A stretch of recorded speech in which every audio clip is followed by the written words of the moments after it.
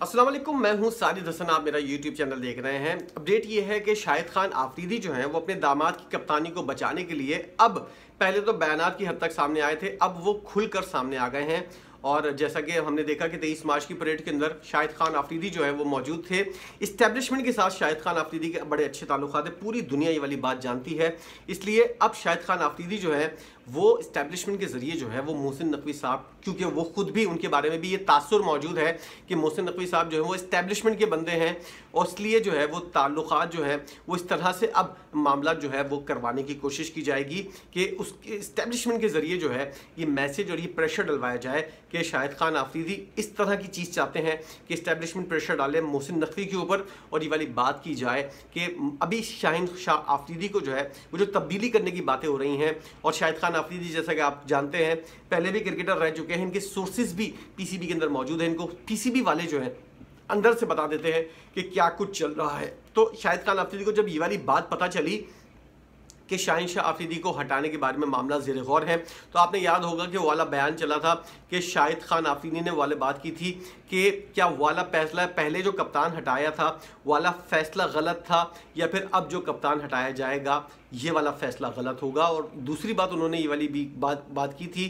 कि अगर मौका दिया गया है तो फिर ज़रा उसके ऊपर टाइम भी लगाया जाए। इस तरह का कोई एक जुमला उन्होंने बोला था कि अगर मौका दिया गया है तो फिर टाइम भी दिया जाए।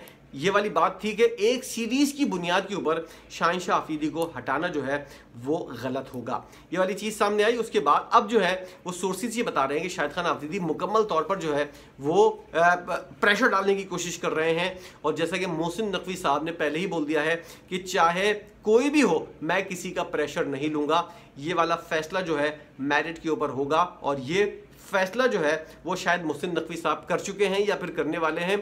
इसीलिए शाहिद खान आफरीदी जो है इतनी ज़्यादा जो है वो इस फैसले को तब्दील कराने के बारे में सोच रहे हैं। पहले नाम आया था रिजवान का, शादाब खान का, क्योंकि पीएसएल शादाब खान जीत चुके हैं और पीएसएल की कारकर्दगी की बुनियाद के ऊपर शादाब खान को जो है वो पाकिस्तान टीम की कप्तानी देने की बात हो रही थी। रिजवान का भी नाम आया था और रिजवान के बारे में कुछ तहफ़्फ़ुज़ात थे और लोगों के भी, सिलेक्शन कमेटी वालों के भी।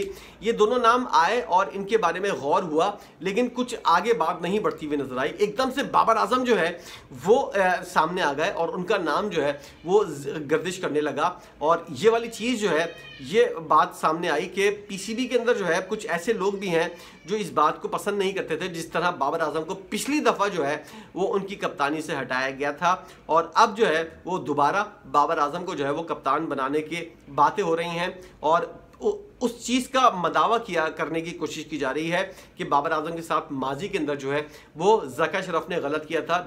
जिस तरीके से बाबर आजम को हटाया गया था और तमाम फॉर्मेट से उनको कप्तानी ले ली गई थी, वो तरीक़ाकार गलत था और उस तरह नहीं होना चाहिए था। बाबर आजम जो है जब कप्तानी सीख गया था उस वक्त आपने उसको कप्तानी से हटा दिया। ये वाली चीज़ें जो हैं ये पीसीबी के अंदर, ये मेरी अपनी कोई ज़ाती राय नहीं है, जो मैं आप लोगों को खबरें देता हूँ, कहीं आप लोग ये ना समझिएगा कि ये कोई मेरी ज़ाती राय है। ये वाली चीज़ें डिस्कस हो रही हैं, सोचा गया है इन बारे में, और जो कुछ हुआ है वो मैं आपको बता रहा हूँ। और ये वाली चीज़ जो है बहुत से लोगों ने इस चीज़ को नोटिस किया है कि बाबर आजम के साथ ज़्यादती हुई है। जब वो कप्तान बन गया था, कप्तानी सीख गया था, उस वक्त उसको कप्तान पूरा सिखाने के बाद आपने एकदम से उसको हटा दिया। और ऐसे वक्त में हटाया जब पीछे जो है पाकिस्तान के पास किसी किस्म का कोई ऑप्शन भी नहीं है, तो ऐसे वक्त में किसी को हटाना और किसी के साथ ज़्यादती करना ये गलत है। बाबर आजम के साथ जो रवैया रखा गया, जिस तरह की ऑडियो लीक की गई और जिस तरह की स्क्रीनशॉट्स जो हैं वो मीडिया की जीनत बने, ये वाली बात भी जो है वो हर सतह पर नोट की गई। और उसके बाद जो है ये फैसला हुआ, किसी भी सतह के ऊपर जो है ये वाला फैसला हुआ। और आपको याद भी होगा कि मोहसिन नकवी साहब जो हैं वो जब आए थे तो ये वाली बात और ये वाली खबरें गर्दिश कर रही थी कि मोहसिन नकवी साहब ये वाली बात चाहते थे कि बाबर आजम जो है वो पाकिस्तानी टीम का कप्तान हो। बाबर आजम के साथ माजी के अंदर गलती हुई है।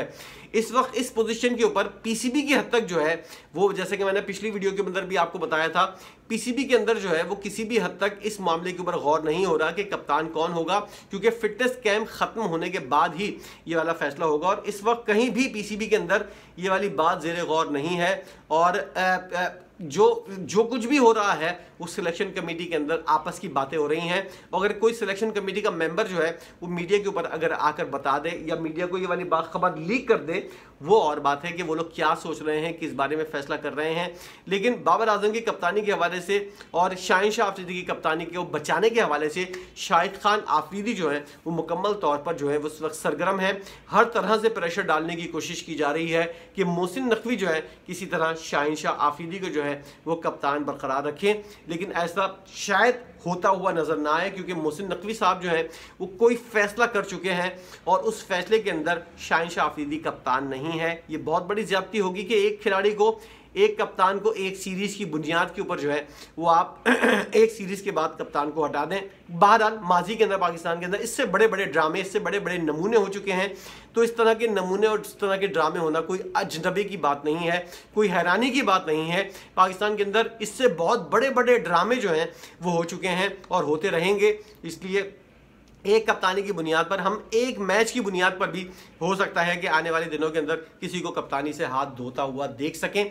तो ये वाली चीज़ थी। शाहिद खान आफरीदी मुकम्मल तौर पर एक्टिव हैं अपने दामाद की कप्तानी बचाने में। देखते हैं कि वो किस हद तक कामयाब होते हैं अपने दामाद की कप्तानी को बचाने में। वीडियो आपने देखी है, इस पर आपकी अपनी क्या राय है ज़रूर बताइएगा। वीडियो देखने का बहुत शुक्रिया।